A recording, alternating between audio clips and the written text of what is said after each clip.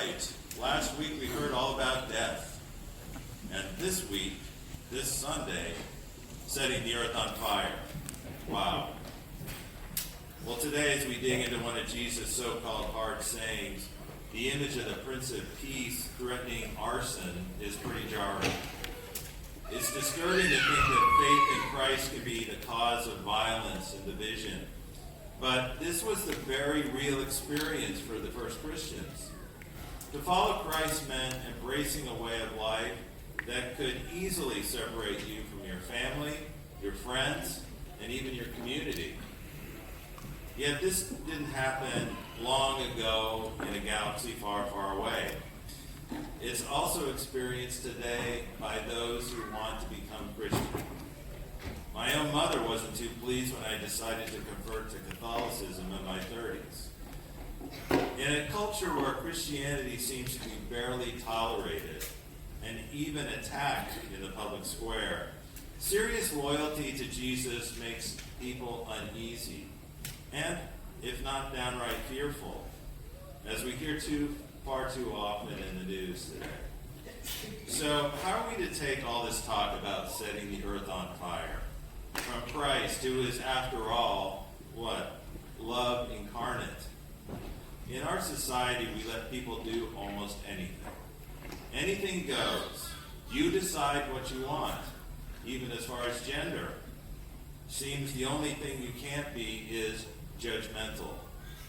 So many take Jesus and passion preaching as pretty disturbing. Well, that might be true, but I have to tell you, that ain't true in the Bible, where God is extremely judgmental. Luke shows us that Jesus we're not used to seeing, not the peaceful shepherd we've come to expect. Well, you might think, I don't get it. We're constantly told Jesus is the Prince of Peace. And here he comes wanting to burn the place down. Preaching what? Conflict and division.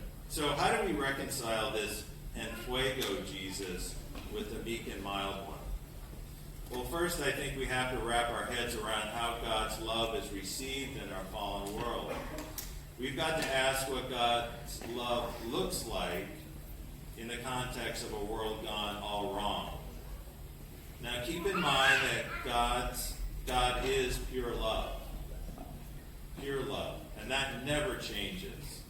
But we perceive that love through the lens of a broken world. We understand it only with respect to our limited ability. But what do I mean about limited ability? Well, picture a toddler. You can't teach a toddler calculus, can you? You won't understand it, and you'll just hear it as nonsense. Or consider the sun. When the sky is clear, we see a bright, shining ball. But when it's cloudy, the light is diffused and hidden. But it's still the same sun, right? So now here's my point. Although God's love is unchanging, it's unchanging. We perceive it only to the extent of our ability to receive it. It can look judgmental and demanding if we're in sin, or at other times joyful and peaceful. So let me suggest another image. When you're in a bad mood, who's the most annoying one in the room? Well, we all know misery loves company, right? So the worst person in the room is usually the guy in a good mood, right? Now, is that cheerful person objectively obnoxious? No, of course not. But you see her as a really annoying person according to your own frame of mind. One last example. I played a lot of baseball when I was younger. On teams where I had a good batting coach, he may have told me that my feet were improperly aligned, or my bat was held too high, or I failed to launch my hips when I swung the bat. What was he doing? Was he trying to hurt me? Was he trying to make me feel bad? No, he was doing what he was supposed to do. He was telling me the truth. And how did I receive it? Well, a lot of times with frustration and annoyance, I'm sense, God's love breaks into a dysfunctional world that's covered by clouds of sin.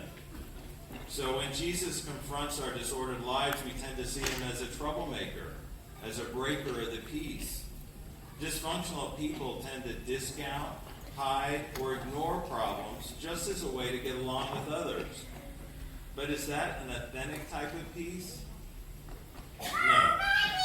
We need Jesus to highlight our dysfunction in order to fix it. And that just makes sense, doesn't it? Common sense. But now Jesus says, you think I've come for peace? Nope. I've come to burn the place down. I've come for division. Is this because God gets his kicks out of seeing us suffer? No. Because he always comes, remember, as pure love itself. But we receive his word only according to our ability. So if we're in sin, we may see it as judgment, as fire and disruption. Fire, the ultimate transformer, destroys the old and makes way for the new. You've got to break up a false construct in order to create a new one. A good batting coach must deconstruct the swing in order to give you a good one. So do you see what I'm driving at here?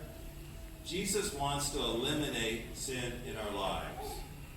And change, as we all know, is painful and will probably strike you as judgmental as well. He comes to burn dysfunction away so that he can build up something new. Not because he gets his jollies out of seeing us suffer. Jesus wants to burn out all that's opposed to God's desire for us. And so when you think about it that way, you realize there's really no difference between God's gentleness and his aggressiveness. Jesus simply wants to burn away all sin and dysfunction, demanding that we keep our eyes fixed on him, who is love incarnate. But how you receive his message will be based on your ability. If you're in a good spiritual space, God's love will smoothly slip into your life and be accepted as something gentle and kind. But if you're in sin, if you're off kilter, stuck in an ego drama of dysfunction, how do you think you'll perceive God's love? How do you think you'll perceive it? Well, trust me, you'll feel this painful, disruptive, and judgmental fire. Now, I'm an old movie buff, and I think actress Joan Crawford got it right. She said, "Love is a fire, but whether it is going to warm your hearth or burn down your house, you can never tell." The bottom line is that God's infinite love never changes, only our ability to accept it. You might fight it and reap fire-like suffering for yourself and those around you, or you can accept it and experience a promised peace in Christ and the joy of pure love itself. And here's the bottom line. The choice is yours.